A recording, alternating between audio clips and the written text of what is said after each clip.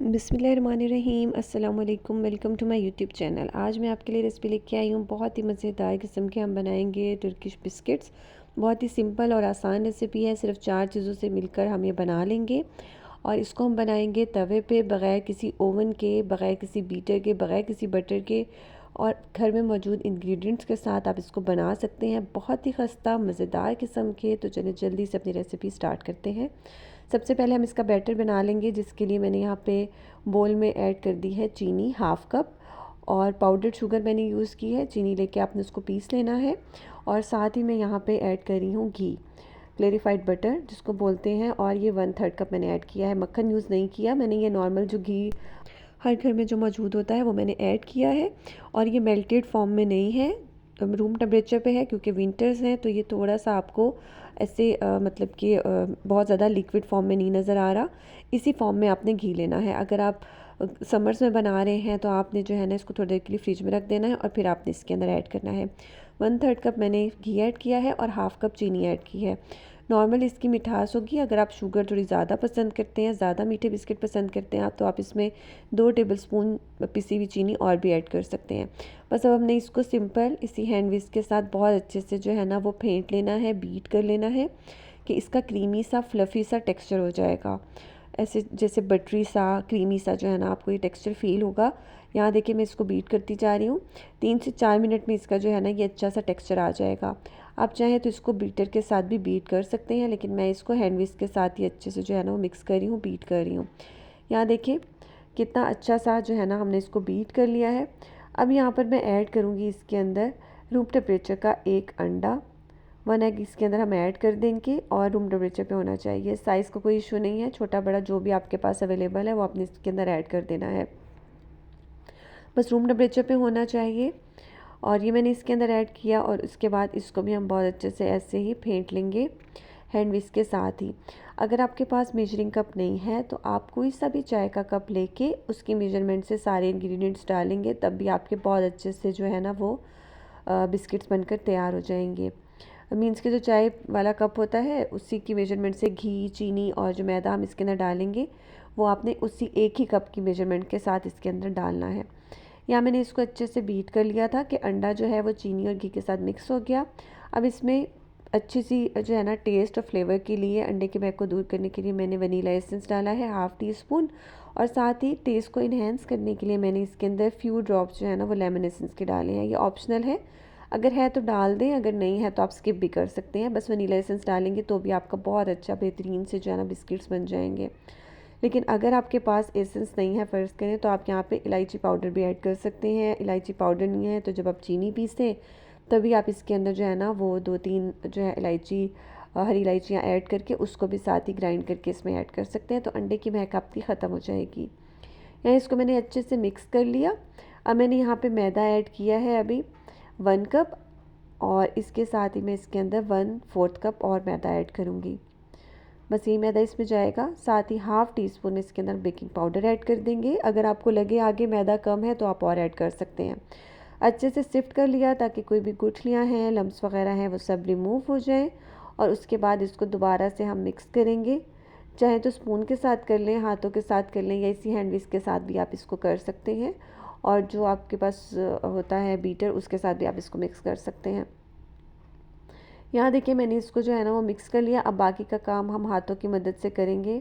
विस्क मैंने हटा दिया है, और इसको जो है ना हम स्पून के साथ इस तरह मिक्स कर सकते हैं, या हाथों की मदद से, जैसे आपके लिए ईजी हो। और अगर आप इसको चाहें तो आप इसको ओवन में भी बेक कर सकते हैं। हम इसको तवे पे बनाएंगे, और बहुत मज़े के खस्ता से जो है ना वो आपके बिस्किट्स बनकर तैयार हो जाएंगे। बहुत ज़्यादा हार्ड साइड पे इसकी डो नहीं होगी। नॉर्मल कंसिस्टेंसी की जो है ना हमारी ये बिस्किट्स की डो बन के तैयार होगी। इस स्टेज पर अगर आपको लगे कि बहुत ज़्यादा स्टिकी है, थोड़ा सा लिक्विडी है, तो आप इसके अंदर मैदा जो है सिफ्ट करके और ऐड कर सकते हैं, 2 से 3 टेबलस्पून। और अगर आपको लग रहा हो कि बहुत ज़्यादा ड्राई सा फील हो रहा हो, तो आप इसके अंदर थोड़ा सा घी और ऐड कर सकते हैं।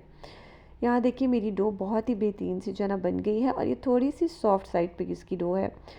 यहाँ देखिए बहुत मज़े की, लेकिन देखिए कि ये जुड़ी हुई है, और बहुत ज़्यादा हार्ड नहीं है और बहुत ज़्यादा सॉफ्ट नहीं है।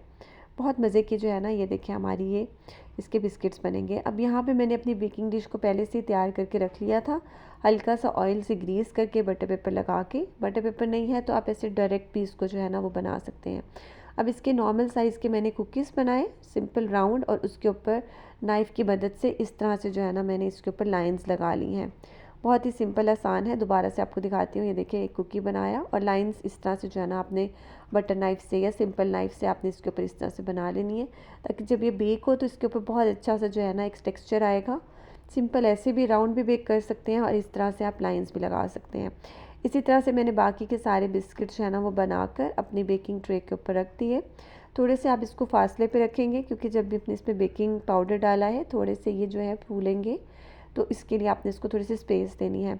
अब इसको मैंने तवे पे रखा और उसके बाद इसको कवर करके दरमियानी आंच पे आप इसको 15 से 20 मिनट के लिए एक साइड पे बेक करेंगे। यहाँ देखिए इसकी जो है ना वो एक साइड पे कलर आ गया है, नीचे इसके बेस पे, क्योंकि हमने इसको तवे पे बेक किया है। यहाँ देखिए मैं भी आपको दिखाती हूँ कि इसके एक साइड पे कलर आ गया, लेकिन टॉप पे इसके कलर नहीं आया है। स्टोव बेकिंग में आपके टॉप के ऊपर जो है ना वो कलर ज़्यादा नहीं आता है और आपने इसको हल्की आंच पर बेक करना है। मीन्स के मीडियम लो फ्लेम से भी कम आंच के जो आप दम लगाते हैं ना राइस को, उतने ही फ्लेम के ऊपर आपने इसको बेक करना है। और यहाँ देखिए इसकी साइड्स को मैंने टर्न कर लिया। दोबारा से इसको कवर करके हम 12 से 15 मिनट दोबारा से इसको हम बेक करेंगे। यहाँ देखिए तकरीबन हमारे यहाँ पे 15 मिनट हो चुके हैं। बिस्किट्स हमारे बहुत ही बेहतरीन से देखिए बेक हो गए हैं। दोनों साइड्स पे बहुत अच्छा सा खूबसूरत सा कलर आ गया है। यहाँ पे मैंने तवे के ऊपर कोई जो है ना वो नहीं रखा था स्टैंड। आप चाहें तो स्टैंड रख के भी इसको कवर कर सकते हैं, बेक कर सकते हैं। और फिर आपने इसको मीडियम लो फ्लेम के ऊपर बेक करना है। पतीले में भी कर सकते हैं और ओवन में भी कर सकते हैं। अगर आप ओवन में करेंगे तो आप इसको 180 डिग्री पर तकरीबन 15 से 20 मिनट के लिए बेक करेंगे। और लास्ट के 5 to 7 मिनट्स आपने ऊपर की ग्रिल भी ऑन कर देनी है, ताकि इसके ऊपर भी बहुत अच्छा सा कलर आ जाए। यहाँ देखिए बिस्किट्स को आपने थोड़ी देर के लिए ठंडा कर लेना है। पहले आपको लगेगा थोड़े से सॉफ्ट हैं, जैसे ये ठंडे होंगे तो ये बहुत ही खस्ता और क्रिस्पी से आपके जो है ना बिस्किट्स रेडी हो जाएंगे। यहाँ देखिए मैंने सारे बिस्किट्स जो है ना वो बेक कर लिए थे। इस तरह से मेरे बहुत सारे बिस्किट्स बनके तैयार हुए थे और आप यकीन करें बहुत मज़े के और बहुत ही खस्ता बिस्किट जो है ना ये बनके तैयार हुए थे। और सिंपल हमने घर में मौजूद इंग्रेडिएंट्स के साथ बना लिए हैं। घी, आटा, चीनी या हर घर में अवेलेबल होता है, अंडा भी अवेलेबल होता है। और मैदे की जगह अगर आप चाहें तो आप सिंपल आटा भी यूज़ कर सकते हैं। सारी चीज़ें मैंने आपको बता दी हैं। और ये देखिए माशाल्लाह फाइनल लुक कितने मज़े के हमारे ये टर्किश बिस्किट्स बनकर तैयार हो गए हैं। आप इसको ज़रूर ट्राई कीजिएगा और कमेंट बॉक्स में अपनी राय का इज़हार ज़रूर से कर दिया करें। मैं इसी तरह से बहुत ही मज़े की रेसिपीज़ आपके लिए लाती रहती हूँ। अगर आपको मेरी रेसिपी पसंद आए तो लाइक करें, शेयर करें, कमेंट करें। चैनल पे न्यू है तो सब्सक्राइब कर दीजिएगा प्लीज़। Thank you. अल्लाह हाफ़िज़।